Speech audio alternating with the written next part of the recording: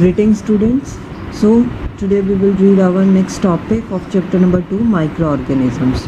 So common cells हमारा next topic है. तो कुछ ऐसे माइक्रो ऑर्गेनिजम्स जो हमारी बॉडी के अंदर रहते हैं उन माइक्रो ऑर्गेनिजम्स को हम क्या कहते हैं, कॉमन सेल्स. और ये माइक्रो ऑर्गेनिजम्स जो है हमें कुछ फंक्शंस परफॉर्म करने में हेल्प करते हैं. जैसे कि एग्जांपल है हमारे पास बैक्टीरिया, गैस्ट्रो इंटेस्टिनल ट्रैक्ट के अंदर रहता है ये, और डाइजेशन प्रोसेस में ये हमारी हेल्प करता है. So the type of organisms which live inside our body and help us, or you can say benefits us, are known as common cells. Next हमारा टॉपिक आता है क्लीनिंग द एनवायरनमेंट. अब मैंने स्टार्टिंग में भी आपको बताया था कि कुछ ऐसे माइक्रो ऑर्गेनिजम्स हैं जो डेड ऑर्गेनिक मैटर को डिकम्पोज कर देते हैं, या फिर डेड एनिमल्स हैं, डेड प्लांट्स, और यू कैन से उनको जो है डिकम्पोज करके जो है वो सिंपलर सब्सटेंसेस में ब्रेक कर देते हैं, और वो फिर सिंपल सब्सटेंसेस सॉइल के अंदर मिक्स हो जाता है. सो इस तरीके से जो है हमारे माइक्रो ऑर्गेनिजम्स जो है एनवायरनमेंट को क्लीन करने में हमारी हेल्प करते हैं. नेक्स्ट हमारा टॉपिक आता है हार्मफुल माइक्रो ऑर्गेनिजम्स. अब हम ये तो हमारी हेल्प जो कर रहे थे उनके बारे में बात करते हैं. अब माइक्रो ऑर्गेनिजम्स हार्मफुल भी होते हैं. Those organisms which causes disease in our body are known as pathogens. उनको हम क्या कहते हैं, pathogens. Disease causing microorganism in humans. अब पैथोजेंस जो है हमारी बॉडी में वाटर के थ्रू भी एंटर कर सकते हैं, एयर के थ्रू, किसी भी जो है एयर, वाटर, फूड के थ्रू. तो इसके लिए जो है हमें अपनी हाइजीन का जो है बहुत ज़्यादा ध्यान देना पड़ेगा. Micro organisms which that can be spread from an infected person to a healthy person through air, water, food और physical contact that are known as communicable disease. उनको हम क्या कहते हैं, कम्युनिकेबल डिजीज़, जो कि किसी इन्फेक्टेड पर्सन से हेल्दी पर्सन को हो जाए एयर के थ्रू, वाटर, फूड के थ्रू, या फिर किसी फिजिकल कॉन्टैक्ट के through, that are known as communicable disease. और इनके एग्जाम्पल हमारे पास कौन से हैं, कॉलरा है, कॉमन कोल्ड है, चिकन पॉक्स है, ट्यूबरक्लोसिस है. अब कॉमन कोल्ड बहुत ही जो है कॉमन सी डिजीज़ है, आप लोगों को पता है. कोई भी इन्फेक्टेड पर्सन जब स्नीज़ करेगा तो वो एनवायरनमेंट में जो है रिलीज़ कर देगा ड्रॉपलेट्स को, माइक्रो ऑर्गेनिजम्स को. और दूसरा जो हेल्दी पर्सन है जब एयर को ब्रीथ करेगा तो वो उसकी बॉडी के अंदर एंटर कर जाएंगे. तो ये बहुत ही एक कॉमन डिजीज़ है. तो इस तरीके से जो है ये कम्युनिकेबल डिजीज़ जो है स्प्रेड होती हैं. कुछ ये एनिमल्स के थ्रू भी हो जाती है, इंसेक्ट्स के थ्रू भी, जैसे मॉस्किटोज़ हैं या फिर हाउस फ्लाइज है, इनके थ्रू भी जो है डिजीज़ स्प्रेड होती है. पैथोजेंस जो है इनकी बॉडी के साथ स्टिक कर जाते हैं, और जब ये अनकवर्ड फूड के साथ या वाटर के कांटेक्ट में आते हैं तो ये वहाँ पर जो है पैथोजेंस को रिलीज़ कर देते हैं, और इस तरीके से जो है पैथोजेंस जो हैं हमारी बॉडी तक आ जाते हैं. अब मॉस्किटोज़ जो हैं वो बाइट करते हैं. एनोफ्लीज जो है मॉस्किटो, ये जो है कैरी करते हैं डिजीज़. एडीज़ मॉस्किटोज़ हैं. ये ऐसे कुछ जो है हमारे पास एग्जाम्पल्स हैं मॉस्किटोज़ के और हाउस फ्लाइज के, जैसे कि ये हमारे बॉडी के अंदर जो है डिजीज़ कॉज करते हैं.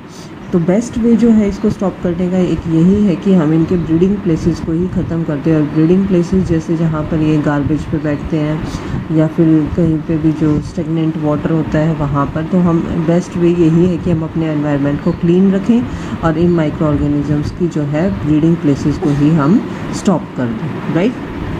नेक्स्ट हमारा टॉपिक आता है सम कॉमन डिजीज़ की. यहाँ पर एक टेबल जो है हमें दी गई है. इस टेबल के अंदर जो है हमें 2 कॉलम्स है. स्टार्टिंग में ह्यूमन डिजीज़, नेक्स्ट हमारा टॉपिक आता है कुछ कॉमन ह्यूमन डिजीज़ जो कि कॉज्ड होती हैं बाय माइक्रो ऑर्गेनिजम्स.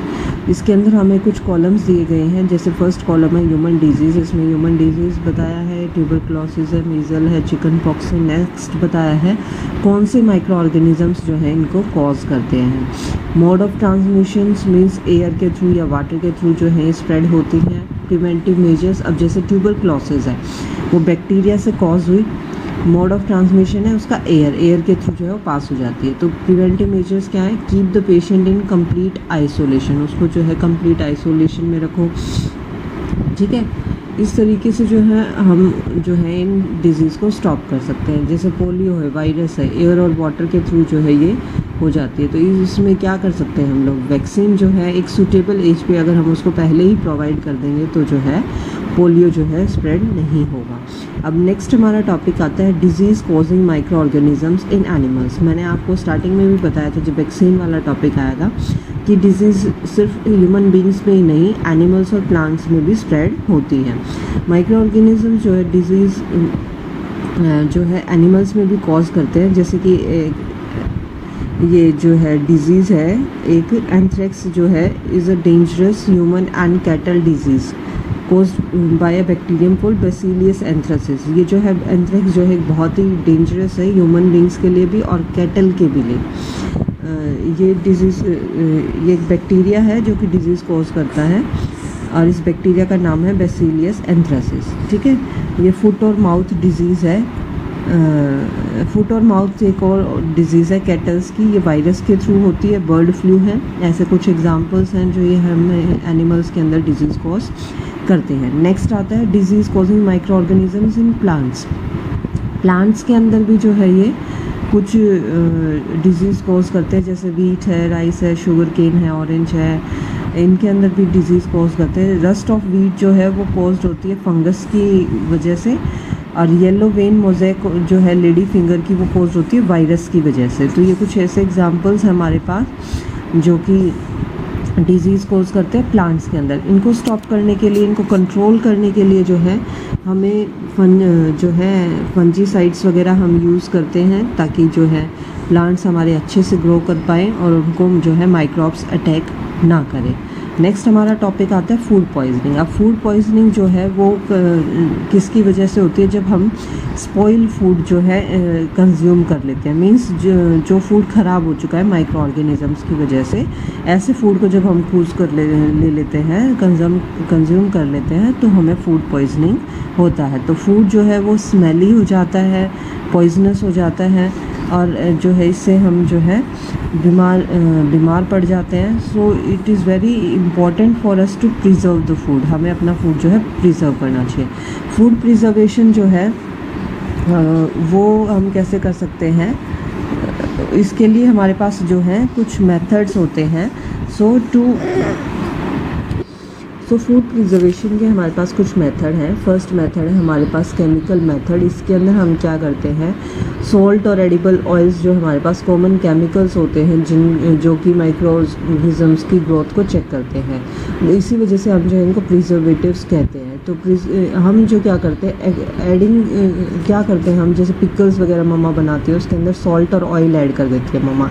अब जैसे सोडियम बेंजोएट है, सोडियम मेटाबाइसल्फाइड है, ये कुछ ऐसे कॉमन प्रिजर्वेटिव्स हैं जो कि हम जो है थिंग्स के अंदर ऐड करते हैं, टेबल थिंग्स के अंदर ऐड करते हैं। तो ये जो है फूड को लॉन्ग टर्म के लिए जो है प्रिजर्व करती हैं। जैम्स और स्क्वैशेस आपने देखा है एक्सेस में जो है वो मीठे होते हैं, तो उसके अंदर हम शुगर ऐड करते हैं माइक्रो ऑर्गेनिजम्स ताकि उस पर अटैक ना कर सके। Common salt as a preservative आपने देखा है, कॉमन सॉल्ट जो है हम मीट और फिश के अंदर जो है लॉन्ग टर्म के लिए उनको प्रिजर्व करने के लिए उनके अंदर जो है हम ऐड कर देते हैं ताकि जो है हमारे जो है ये लॉन्ग टर्म के लिए प्रिजर्व हो जाए। ये क्या करता है, मॉइस्चर को एब्जॉर्ब कर लेता है और जिससे कि माइक्रो ऑर्गेनिजम्स की ग्रोथ नहीं हो पाती है। तो सॉल्टिंग जो है इसको हम प्रिजर्व करते हैं आंवला में, रो मैंगोज़ में, टैमरिंड एक्सेट्रा।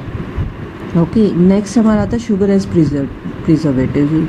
तो जैम्स है, जेलीज है, स्क्वैशेस है, इनको प्रिजर्व करने के लिए हम शुगर का यूज़ करते हैं। ऑयल और विनेगर हैं, इनको हम पिकल्स वगैरह को प्रिजर्व करने के लिए, या फिर वेजिटेबल्स हैं, फ्रूट्स हैं, फ़िश है, मीट है, उनको प्रिजर्व करने के लिए जो हम ऑयल और विनेगर का यूज़ करते हैं। हीट एंड कोल्ड ट्रीटमेंट, आपको हीट एंड कोल्ड ट्रीटमेंट जो है एक प्रोसेस होती है पास्चराइजेशन। इसके अंदर हम क्या करते हैं, मिल्क को जो है हम लंबे समय के लिए जो है प्रिजर्व करते हैं, तो उसको हम क्या करते हैं, मिल्क को हम क्या करते हैं, इसको एकदम से हम जो है बॉईल करेंगे इसको 70 डिग्री सेल्सियस तक, और जैसे ये वहाँ पर जो है बॉईल होगा 70 डिग्री सेल्सियस पे, हम इसको एकदम से चिल्ड कर देंगे, ठंडा कर देंगे, जिससे क्या होगा माइक्रो ऑर्गेनिज्म सभी किल हो जाएंगे और हम इसको जो है स्टोर करके फिर रखते हैं।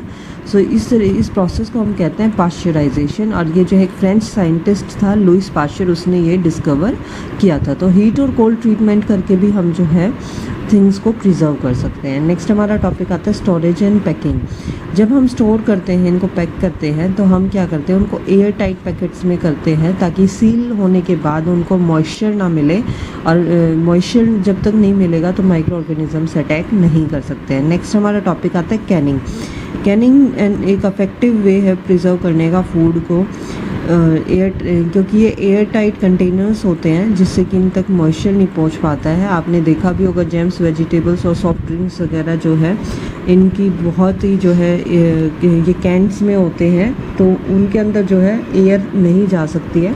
तो इस तरीके से जो है हम अपनी चीज़ों को लॉन्ग टर्म के लिए प्रिजर्व कर सकते हैं।